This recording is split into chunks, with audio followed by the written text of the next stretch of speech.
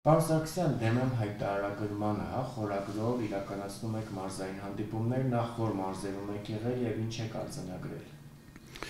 Արդեն հասցրել ենք լինել Շիրակի մարզում, Արմավիրի մարզում, Կոտայքի մարզում, Լորվա մարզում, շաբաթ օրը արդեն կունենանք Արարատի մարզում հանդիպում, այնուհետև Վայոց ձոր եւ Տավուշում, Սյունիք եւ դրանով արդեն ավարտը կազմարենք հանդիպումների։ Ինչ եք արձանագրել ենք հայ ժողովրդի միահամուռ կամքը,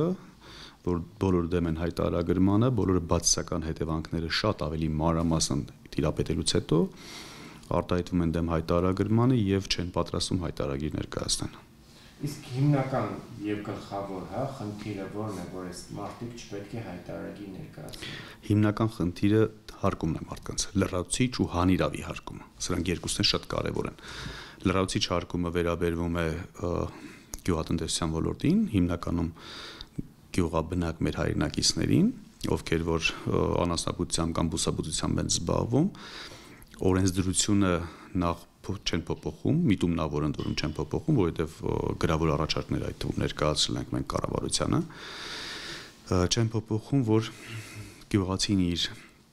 ինչ որ կենթանին վաճառելուց, ոչխարը վաճառելուց ենթադրենք կամ խոզը վաճառելուց 20% հարկ վճարի։ Սա մեկ, երկրորդը լրացուցիչ միմյանց միջև փոխանցումներ, երբ որ մարդիկ կատարում են, այդ փոխանցումների ժամանակ 20% պետք է հարկ վճարեն, որովհետև փաստաթղթավորումը բացակայում է։ Սրանք, այսինքն միմյանց միջև փոխանցումների կատարումը, դրանք նույնիսկ օրենսդրության, գործող օրենսդրության հարկման ենթակա չէ, բայց քանի որ չի կարող տեղի ունենալ պատշաճ փաստաթղթավորում, դրա բացակայության պատճառով 20% ավելորդ տեղը պետք է հարկ վճարեն։ Այս երկու հիմնական թիրախներն են, մնացածը արդեն ածանցվում են, այսինքն ծախսատարությունը, բանկային գաղտնիքին տիրապետելիությունը, կան հասարակության մեջ մեր շերտեր, ովքեր որ համար որ հարկումից առավել կարևոր է բանկային գաղտնիքի տիրապետման իրավունքի տրամադրումը հարկային մարմիններին կամ ծառայություն մատուցող կազմակերպություններին, կան ովքեր որ հարկելուց են շատ ավելի խուսափում, քան բանկային գաղտնիքի տրամադրումից։ Այնուամենայնիվ բոլորի, այսպես ասած, առաջնային նպատակադրումը, թե երկրորդական նպատակադրումները հանգեցնում են նրան, որ բոլորը համատարած դեմ են արտահայտվում եւ չեն պատրաստում հայտարարագիր ներկայացնել։ Դա նաև խոսում է վիճակագրությունից, պետեկամուտների կոմիտեն պարբերաբար ներկայացնում է տվյալներ եւ դա փաստում է այն մասին, որ հասարակությունը ոչ միայն անտարբեր է, այլ նաև դեմ է, ունեք ցուցանիշներ, թե քանի քաղաքացի են մինչ այժմ ներկայացել հայտարարագիրը։ Վերջին անգամ պետեկամուտների կոմիտեի նախագահը որ հայտարարեց 12000-ի շրջանակներում էր, մենք կանխատեսել ենք մոտավորապես 50-ից 60,000-ի շրջանակներում կներկայացնեն, դրանք կլինեն պետական ծառայողները, որովհետև այստեղ տեղի ունենալու շատ լուրջ միջամտություն, ճնշում, պարտադրանք եւ խոշոր բիզնեսի սեփականատերերի մի որոշակի հատված կներկայացնի ու վերջ։ Եվ երրորդ հատվածը կարելի է այսպես ասել, ովքեր որ ունեն բացառապես աշխատավարձային եկամուտ եւ ունեն ուսանող զավակներ, ովքեր որ կարող են սոցիալական կրեդիտներից օգտվել, եւ նրանք պետք է ներկայացնեն, նրանց մենք նույնիսկ չենք էլ խորհուրդ տալիս, որ չներկայացնեն։ Բացառապես նորից եմ կրկնում, բացառապես աշխատավարձ ստացող եւ ուսանող զավակ ունեցողներին։ Մնացած բոլոր մեր հայրենակիցները չեն ներկայացնելու եւ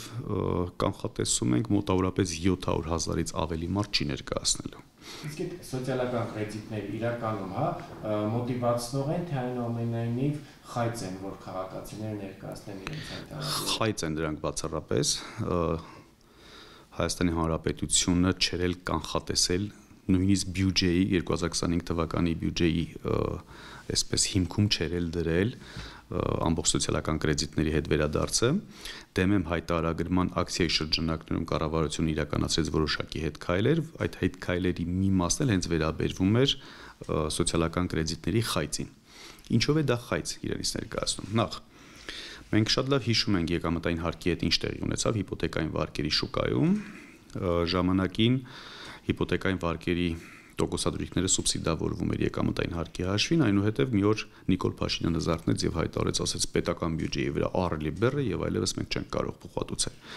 Նույնը, եթե հանկարծ տեղի չունենար դեմ հայտարարման ակցիան եւ համատարած բոյկոտ տեղի չունենար, ապա վստահեցնում եմ մեր հանրությանը, որ նույն տեղի ունենալու այս 100,000 դրամ սոցիալական կրեդիտների հետ։ Բայց քանի որ պատրաստվում ենք նորից եմ կրկնում չներկայացնել հայտարարագրերը, սոցիալական կրեդիտները բացառապես խայծ են, ընդ որում խայծ են հենց ի սկզբանե։ Օրինակ 50,000 դրամ առողջապահական այդպես սոցիալական կրեդիտի տրամադրման մասին են անդադար հայտարարում,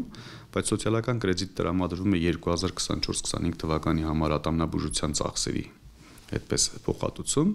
2024 թվականին մարդիկ չգիտեին էլ որ դա կարող է հանկարծ ներառվել եւ չէին էլ կարող փաստաթղթավորել հետեւաբար սա խայծ է ի սկզբանե գիտենք որ դա չի փոխհատուցվելու երկրորդ տարբերակը ապահովագրության ծախսերից այսինքն առողջության ապահովագրության ծախսերից փոխհատուցում որպես հիմա եթե մենք շուկան ուսումնասիրում ենք ապահովագրական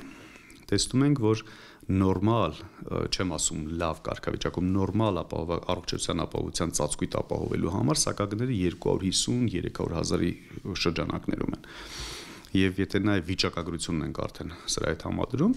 մեր հայրենակիցները չեն էլ ապահովագրում իրենց առողջությունը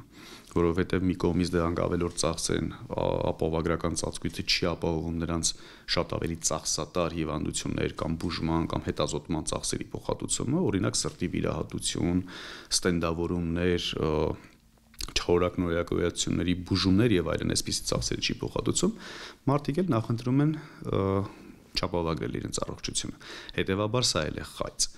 Հաջորդ կատեգորիան ուսումնական հաստատությունների այդպես ուսման վճարների համար 100,000 դրամ փոխհատուցումն է։ Հիմա եկեք սա էլ բաժանենք երկու հատվածի։ Առաջին հատվածը այն մարդիկ են, ովքեր իրենց զավակներին ուղարկում են վճարովի դպրոցներ։ Ընդ որում դա շատ ավելի ակնհայտ է Երևան քաղաքում կամ միգուցե ամբողջությամբ հենց կենտրոնացված է Երևան քաղաքում։ Եթե մարդը որոշում է կայացել իր զավակին պետական անվճար դպրոցի փոխարեն ուղարկի մասնավոր եւ վճարովի դպրոց, ապա նշանակում է, որ ինքը վճարունակ է, չէ՞, եւ այդ 100,000 դրամի փոխհատուցման կարիքը չունի։ Այսինքն ինչու պետք է սուպերմարկետում վաճառող աշխատող, սրճարանում ու ռեստորանում մատուցող աշխատող կամ շատ ավելի այլ աշխատանքների մեջ ներգրաված ու ցածր աշխատավարձ ստացող մեր հայրենակիցները 20% հարկ վճարեն որ այդ 20%-ը գնա սոցիալապես ապահովվածի զավակի ուսման վարձից, դպրոցի ուսման վարձի կամ մանկապարտեզի ուսման վարձից 100,000 փոխհատուցի։ Սա աբսուրդ է ուղղակի։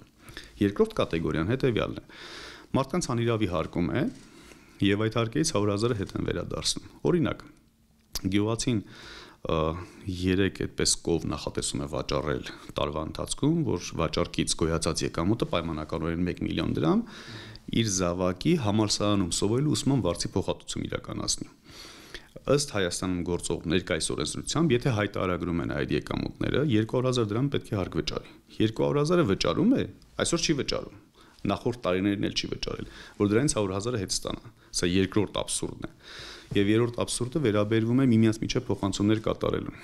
Այսինքն դուք, ես, այն մյուսը մեր բոլոր հայրենակիցները միմյանց միջև անդադ փոխանցումներ են կատարում։ Ընդ որում փոխանցումները որքան սոցիալապես խոցելի է խումբը, նրանց շատ ավելի հաճախ են փոխանցումները լինում։ Ինչու՞, որովհետև հաճախ պարտք են ներգրավում։ Գումար չկա ձեռքը, զանգում ընկերոջից ու բարեկամից գումար է խնդրում եւ փոխանցման եղանակով դա շատ արագ է տեղի ունենում։ Փաստաթղթավորում բնականաբար փոխանցման ժամանակ չի լինում, պարտքով ստացած փողը, որը եկամուտ չի կարող համարվել, ստացած պարտքով փողի 20%-ը պետք է վճարի որպես հարկ։ Պայմանական այդ թվում վերաբերում է մինչև 300,000-ին, նույնիսկ 10 դրամին է վերաբերվում։ 10 դրամ, եթե փոխառությունով գումարը ստացավ ու չփաստաթղթավորվեց, որը որ շատ բարդ process է, ապա 2 դրամը պետք է վճարի։ 300,000 ստացավ չփաստաթղթավորեց, 60,000 դրամը պետք է վճարի որպես հարկ։ Սա բազմիցս հայտարարել ենք եւ միշտ հայտարարից հետո պնդում եւ առաջարկ ենք անում իշխանության ներկայացուցիչներին, ասում ենք դե հակադարձեք, այդպես չի ու բնականաբար չկա հակադարձում։ Բայց հակադարձում են ասում են որ 3,000 դրամը չի հարկվում, օրինակ խորհրդարանում է, հա, քննարկվեց ասում են եթե մենք ընկերներով սրճարանում, հա, գնում ենք սրճարան եւ հաշիվը պետք է փակել, հա, ամեն ինչ որ գումարի մասնաբաժին են տեղադրում, դա եւս չի հարկվում։ Այդպես չի եղել է որ դա չի հայտարարագրվում, Նիկոլ Փաշինյանի մանիպուլյացիոն թեզներ, նաեւ հարցադրումներով կառավարության ներկայացուցիչներին, եւ ասում է չի հայտարարվում, բայց դա չի նշանակում, որ չի հարկվում։ Պետական եկամուտների կոմիտեն հանդես եկավ հայտարարությամբ, որտեղ նշվում է, որ մինչև 300,000 դրամը չի հարկվում, չի հայտարարվում ներողություն, մի կողմ թողնենք դրա իրավական կարգավորումը, որ սխալներով են արել։ Հաջորդ նախադասությունն անմիջապես գնում։ Եթե այդ մինչև 300,000 դրամները վերաբերում են նվազեցվող եկամուտներին։ Ինքը մասնագիտական, այսպես ձևակերպում է, որ առաջին նախադասությունը երբ որ կարդում է մարդ երկրորդ նախադասության հետևից այլևս չի գնում։ Իսկ եթե նույնիսկ գնում է երկրորդ նախադասության հետևից, ինքը չի էլ կարող դա հասկանալ, որովհետև նվազեցվող եկամուտ բառակապակցությունը հասկանալու համար պետք է հարկային օրենսդրություն եւ հարկային իրավունք տիրապետել եւ կարողանալ բացել հարկային օրենսգրքի եկամտային հարկի բաժինը, եկամտային հարկի բաժնից նվազեցվող եկամուտները գտնել, նվազեցվող եկամուտների ցանկը ընթերցել, հետո տեսնել որն է հարկվող, որը չէ։ Իսկ դա եթե անձը իրավաբան չէ, եթե անձը հաշվապահ, աուդիտոր կամ դաշտում գործող խորհրդատու չէ, այսինքն իր մասնագիտական գործունեության հետ չառնչվող, ապա նա չի էլ կարող կյանքում իրականացնել։ Դա նույն բանն է, ոնց որ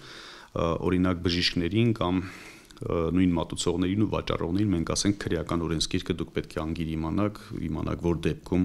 օրինակ պետք է քրեական պատասխանատվության ենթարկվեք, որ դեպքում չի ենթարկվեք։ Կամ իրավաբանին ասենք դուք պետք է տիրապետեք կույրաղիկի վիրահատության, այսինքն այսպիսի աբսուրդի ժանրից է։ Եվ նորից եմ կրկնում, ազգային ժողովում նույն այդ քննարկման ժամանակ Նիկոլ Փաշինյանը ստել է եւ հիմնավորում ենք այդ թվում ՊԵԿ-ի տարածած հայտարարությունով եւ հիմնավորում ենք հանրային հեռուստաընկերությանը ֆինանսների փոխնախարարի տված հարցազրույցով նույն այդ հարցին ինքը պատասխանեց մասնագիտորեն եւ դուրս եկավ, այսինքն քաղաքական պոպուլիզմի դաշտ չմտավ եւ ուղիղ հնչեցրած հարցին ուղիղ պատասխան տվեց, որ եթե մինչեւ 300,000 դրամը չի հայտարարվում, բայց ինքը նվազեցվող եկամուտ չէ, այո դա հարկվում է, բայց այս բարդ իրավական, չգիտեմ, այդպես մասնագիտական տերմինոլոգիայով համեմված ձևակերպումները հասարակությանը միշտ տանում է դեպի շփոթություն։ Նորից ուղիղ տեքստով հայտարարում եմ, մինչև 300,000 դրամ ցանկացած գումար հայտարարագրվող է, չհայտարարագրվող է, էական չէ։ Դա հարկվում է, եթե պատշաճ փաստաթղթավորված չէ։ Եթե սրան ունեն հակադարձում Նիկոլ Փաշինյանը եւ իր թիմը, թող էկրաններից այն կողմ հակադարձեն, որովհետեւ դեմարդեմ չեն կարողանա, կվախենան, կարծում եմ, նստեն ու դեմարդեմ հակադարձեն։ Պարզ Սարգսյան, այնուամենայնիվ այս իշխանությունը պարտադիր հայտարարումը համարում է քաղաքացու շահից բխող գործընթաց։ Լավ բան, կարճ ասած։ Եվ եթե այնուամենայնիվ ինքը լավ բան է, ինչ են պարտադրում, թող քաղաքացին ընտրի, ցանկանում է այդ լավ բանից օգտվել, թե այնուամենայնիվ չի ցանկանում եւ շնորհակալություն է հայտնում հայրենի իշխանությանը։ Շատ լավ հարց եք բարձրացնում, ընդ որում հարցի մեջ միանգամից պատասխաննել կար ընդգրկված։ Իրենց սիրելի լեզվով եւ իրենց սիրելի ձևակերպումով պատասխանը։ Շատ են չէ խոսում արևմտյան արժեհամակարգի մասին, արևմտյան երկրների զարգացվածության, արևմտյան երկրների զարգացման տեմպը նպատակադրելու մասին։ Օրինակ, ինչպես է անում Գերմանիան։ Կամավորության սկզբունքով ներդնում է հայտարարման համակարգը եւ ասում է՝ սիրելի գերմանացիներ կամ Գերմանիայի քաղաքացիներ, եթե ձեր տարվա եկամուտները ավելի քիչ են եղել, քան ծախսերը, հայտարարագիր ներկայացրեք, տարբերություն մասը պետությունում ձեզ փոխհատուցի, կոժանդակի, որ դուք լավ ապրեք։ Այսինքն սա բարի նպատակի հետապնդումն է եւ ակնհայտ է հենց օրենսդրությունով, որ եթե չի քո աշխատավարձը, այսինքն պետությունը պատասխանատվություն է վերցնում եւ հոգատարություն է վերցնում իր քաղաքացու նկատմամբ, ասում է, եթե ես չեմ կարողացել քեզ պատշաճ աշխատանքով ապահովեմ, ապա տարբերություն մասը պետական բյուջեից ես քեզ փոխհատուցում կտրամադրեմ։ Հայաստանում ինչպես է գործում։ Հայաստանում ասում են, դե պետական բյուջեն ներուժ չունի, այդպիսի սոցիալական բեռ սպասարկելու, այդ մեկը իրականում չունի Հայաստանի բյուջեն, որովհետև մենք աղքատ երկիր ենք։ Մյուս կողմից ներկայացնում է իբր դրական փոփոխություն, այսինքն մենք լավ բան ենք անում։ Ինչով եք լավ բան անում, եթե մարդկանց հարկում եք։ Այսինքն մարդու չարքաշ կյանքով վաստակած գյուղատնտեսական եկամտից,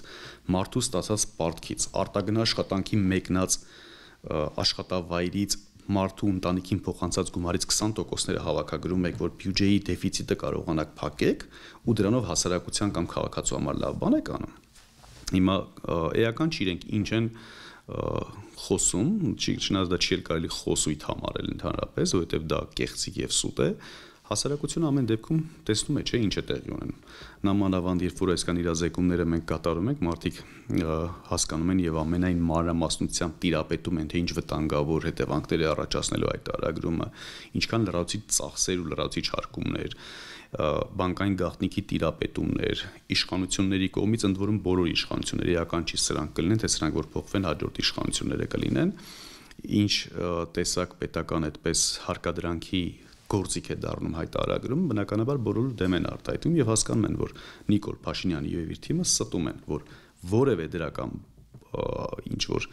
էլեմենտ հայտարարում իր մեջ չի պարունակում, որևէ դրական էլեմենտ։ Եվ նաև տուգանքների մասին խոսենք, եթե առաջին անգամ քաղաքացին չի ներկայացնում հայտարարը, տուգանվում է 5000 դրամ, հետո երկրորդ անգամ 10000 դրամ, երրորդի մեխանիզմը դեռ մշակված չի։ Այսինքն չի բացառվում, որ ավելի խիստ պատիժ է սահմանվել ընդհանուր միջև օրինակ ոչ վարչականից անցնի քրեական պատասխանատվություն։ Չներկայացնելու համար քրեական պատասխանատվություն դեռևս չի կարող լինել գործող օրենսդրությամբ։ Ուրեմն առաջին անգամ նախազգուշացում է ստանում քաղաքացին չներկայացնելու համար, երկրորդ անգամ 5000 դրամ տուգանվում է, երրորդ անգամ 10000 դրամ ու վերջավարտվում է ամեն ինչ։ Որպեսզի շարունակություն ստանար եւ կարողանային հարկադրեն, որ մարդիկ ներկայացնեին, բերեցին մի քանի ամիս առաջ օրենքի նախագիծ հարկային օրենսգրքում փոփոխություն կատարելու, որ իրավունք ունի հարկային մարմինը ցանկացած ֆիզիկական անձի մոտ ստուգում իրականացնելու։ Բոյկոտ հայտարարեցինք, բայց այն ժամանակ ոչ թե այսպես ակցիաներ կազմակերպեցինք, այլ մասնագիտական կռիվ տվեցինք եւ իրենք հասկացան, որ ժամանակավորապես պետք է հետաձգել։ Ինչու հասկացան դա, որովհետեւ իրենց բերած նախագծերի չարիքների քանակը շատ էր, օրինակ պայմանականորեն 10 չարիք էին բերել, 10 չարիքից 3 թողեցին 7-ը հետ կանչեցին, այսպես որոշակի ժամանակագրություն սահմանելով, որը աստիճանաբար կարող են անցկացնել։ Հիմա տեսեք, եթե 10000 դրամ վերջնականապես քաղաքացին տուգանվում է, դրանից հետո հաջորդ քայլը պետք է լինի, որպեսզի քրեականացնեն կամ կարողանան ավելի լուրջ պատասխանատվության ենթարկեն, այդ նույն նախագիծը հետ վերադարձնեն։ Հենց հետ վերադարձեցին, արդեն մեր այդպես դեմեմ ակցիան պիտի դառնա շատ ավելի հուժկու եւ ընդհանուր ապտակ կառավարությանը կամ իշխող խմբին, որպեսզի մեր հանրությունը լինի ավելի պաշտպանված։ Եթե հանկարծ պատկերացրեք գնում ենք ամեն ինչ բացասական սցենարով, այսինքն դեմեմ ակցիաները չենք շարունակում, հայտարարման համակարգ ամբողջությամբ ներդրվում է եւ բոլորը սկսում են հայտարարագիր ներկայացնել, նման պարագայում բոլոր այդպիսի փոխանցումներ, ինչի մասին խոսեցինք, այսինքն միմյանց միջև քարտից քարտ փոխանցումները, գյուղարտադրանքից ստացած եկամուտները եւ տարատեսակ, ասենք արտասահմանյան փոխանցումներից ստացված գումարները 20% պետք է հարկվեն, 3 տարի սպասում է հարկային մարմինը, գալիս է ստուգման։ Ստուգման ժամանակ մոտավորապես 4-5 միլիոն դրամ այդպես հարկ գումարած տուգանք եւ տուժ է սահմանում, անմիջապես այստեղ գործում է արդեն քրեական օրենսգրքի 290-րդ հոդվածը հարկերից խուսափելու համար քրեական պատասխանատվության ենթարկում։ Այսինքն մարդը բացի նա, որ 5, 6, մինչև 10 եւ ավելի միլիոն դրամների կարող է ընկնել անիմաստ հարկային բեռի ու տուգանքի տակ, մի հատ էլ սահմանվում է քրեական պատասխանատվություն 3-ից 6 տարի ժամկետով, այսինքն պետք է մարդը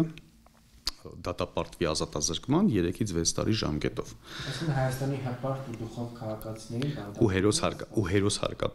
հերոս հարկատուներին։ Այստեղ նաև շատ կարևոր է հերոս հարկատուների եւ հայտարարագրման հարցերը համադրել եւ նույն պրիզմայով դիտարկել։ Դուք կհիշեք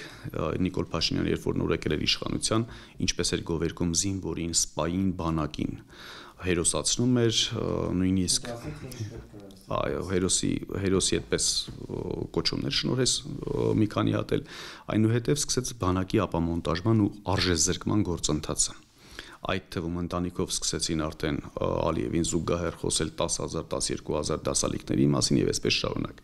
Հիմա վտանգի ինչումն է կայանում, սկսել է հերոսացնել հարկատուին։ Սա նշանակում է, որ հարկատուներին տանելու է լսնի այդպես դատապարտյալների հատուկ պահվող տարածքները, հարկատուների համար բոլոր բացասական պայմաններն ապահովելու է, որ հարկատուները թողնեն Հայաստանից արտագաղթեն, որ հարկատուները դառնան իշխանությունների կամակատարները եւ այսպես շարունակ։ Եվ հարկատուները ասելով, մենք ոչ թե պետք է դիստանցավորվենք եւ հարկատուն պատկերացնենք միայն բիզնեսին, ոչ, հայտարարագրման համակարգը հարկատու է դարձնում Հայաստանի բոլոր քաղաքացիներին եւ հետեւաբար այս վտանգների մասին ինչը խոսում ենք, բոլոր քաղաքացիներին մեր վերաբերելի է։ Ձեր առաջարկությունը ո՞րն է։ Մեր առաջարկությունը կասեցնել առաջին, այսինքն որևէ հայտարարագրման համակարգ այս պահին չներդնել։ Երկրորդ, մասնագիտական հանրույթի եւ շահառուների, այսինքն հասարակության հետ քննարկումների փուլ սկսել, ընդ որում ոչ թե ուղղակի ձևական բնույթ կրի այդ կամերաների առաջ նկարվեն եւ ասեն քննարկեցինք, այլ իրական խորքային քննարկում տեղի ունենա։ Երրորդ, եթե արդեն հայտարարագրման համակարգը կա արդեն բարի նպատակադրման, ինչպես Գերմանիայում, որի օրինակը բերեցինք, եւ դրանով հիմնավորվի, որ Հայաստանի բյուջեն ունի այնքան ներուժ, որ կարող է այդ սոցիալական բեռը սպասարկել, ապա այս տեսանկյունից հայտարարագրման նոր համակարգ մշակել եւ ներդնել, ներդրումից հետո, որպեսզի ուժի մեջ մտնի, հայտարարագրման հմտությունների փոխանցում իրականացնել, օրինակ, հարկային մարմինը, որ հիմա հենց տեսավ մենք մարզային այցեր ենք իրականացնում, իրանք էլ սկսեցին անիմաստ ինչ-որ այցեր իրականացնել, այդ նույն իրազեկում են, սովորացնում են, ստում են, գրում նկարվում հետ են գալիս։ Այո։ Գրում նկարվում ուղղակի հետ են գալիս, վստահեցնում եմ ձեզ, գիտենք չէ, որտեղ ինչ են անում։ Հաջորդը ինչ են, եկեք մի հատ դրան հիշեցնեմ, որ 16000 դրամով էլ խորհրդատվություն են տալիս, այսինքն մենք անվճար մարդկանց իրազեկում ենք ամբողջ հետևանքների մասին, պետեկամուտների կոմիտեն անամոթաբար, սա շատ պետք է կոնկրետ շեշտել, անամոթաբար հայտարարում է, որ հայտարարագրման լրացման համար 16000 դրամով դասընթաց են կազմակերպում, սա աբսուրդից էլ ավելի վատ բան է։ Ամեն դեպքում, այդ նույն պետեկամուտների կոմիտեն թող շրջի եւ Հայաստանի քաղաքացիներին սովորեցնի, պարզեցնի այդ ամբողջ էլեկտրոնային համակարգ, որ կարողանա մարդը ինքնուրույն լրացնել իր հայտարարագիրը, թեստավորում իրականացնի, որ համոզվի, վստահ լինի, որ մարդը այո կարող է լրացնել, նոր դրանից հետո ներդնի աստիճանական համակարգով։ Առաջին շերտ պետական պաշտոնյաներ, խոշոր բիզնեսի սեփականատերեր, երկրորդ շերտ բարձր աշխատավարձ ստացողներ եւ այսպես իջնի, այսինքն ինքը տարիների 10-15 տարիների խնդիր պետք է կամ ռազմավարություն պետք է մշակել եկամուտների հայտարարման համակարգներ դնելու համար, ոչ թե 1 տարում ներդնել ու բոլորին խնդրի առաջ կանգնացնել։ Ամենապրիմիտիվ հարցի վերաբերյալ եկեք խոսենք։ Մարդը, որպեսզի հայտարարագիր ներկայացնի, 150,000 դրամ աշխատավարձ ստացող մարդը տարին պետք է միայն 50-60,000 դրամ միայն հայտարարագրի համար ծախս կատարի առանց հարկերի։ Էլեկտրոնային ստորագրության տարեկան վճար, կապի օպերատորների այդ էլեկտրոնային ստորագրմանը սպասարկել չեն դարձրել։ Կմտնեք եկենք կետեմ, հետո կնայեք, որ դա միայն վերաբերում է 25 թվականին, այսինքն սա էլ ընդհանրապես մարդկանց խաբեցին, որպեսզի հեշտ առանց որևէ խոչընդոտի կարողանան անցկացնել, 26 թվականից նորից սկսեն վճարել։ 6000 դրամ պետք է վճարեն որևէ կապի օպերատորի հեռախոսի ակտիվ համար ունենալու համար, որ կարողանա սպասարկել էլեկտրոնային ստորագրությանը, պետք է խորհրդատվական ընկերություններին 30,000-ի շրջանակներում շատ մարդիկ շատ ավելի բարձր գին կվճարեն, որպեսզի ստանան, այսպես ասած, հայտարարագրման լրացման ծառայությունները եւ այսպես շարունակ։ Սրանք միայն այն ծախսերն են, որոնք որ անկախ նրանից հարկում կա թե չկա, այս ծախսերը հաստատուն ծախսեր են, որ պետք է կատարվեն։ Այսպիսի ուրեմն հայտարարագրման համակարգին նորից վերադառնալով վերջին հարցին, թե ինչ պետք է անել եւ ինչ պահանջ ենք ներկայացնում, այդպիսի տեխնիկական հարցեր նույնիսկ պետք է լուծել նոր, այսինքն մարդու վրա վստահ լինենք, որ չկա լրացուցիչ ծախս եւ վստահ լինենք, որ ինքնուրույն կարող է լրացնել եւ իր բանկային գաղտնիքը որևէ մեկին հասանելի չի կարող դառնալ, թե Հայաստանի ներսում, թե թշնամի պետություններում, նոր այնուհետև կարելի է մտածել եկամուտների համատարած հայտարարման մասին։